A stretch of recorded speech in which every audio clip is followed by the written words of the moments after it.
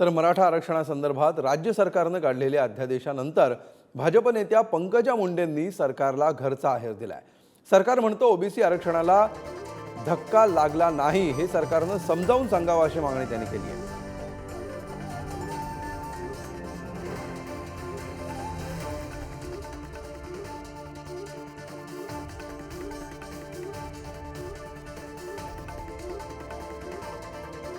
ओबीसींना धक्का लागणार नाही हे वाक्य मी फार लोकांकडून ऐकतेय, पण ओबीसींना धक्का लागलेलाच आहे।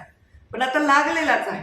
अजूनही या अध्यादेशामध्ये 16 फेब्रुवारीपर्यंत ऑब्जेक्शन घेण्याची सोय आहे। त्यामुळे ओबीसी संघटना ऑब्जेक्शन घेण्यासाठी पुढे जात असतीलच। कुणबी सर्टिफिकेट्स बाय चॉईस एका पिढीने घेतले नव्हते मराठवाड्यामध्ये, विदर्भामध्ये घेतले, पश्चिम महाराष्ट्रात बऱ्याच ठिकाणी घेतले। त्यामुळे या मराठवाड्यामध्ये लोकांनी घेतले नाही एका पिढीने, पण आत्ताच्या पिढीला त्याची गरज वाटली, त्यामुळे त्याची मागणी करतात।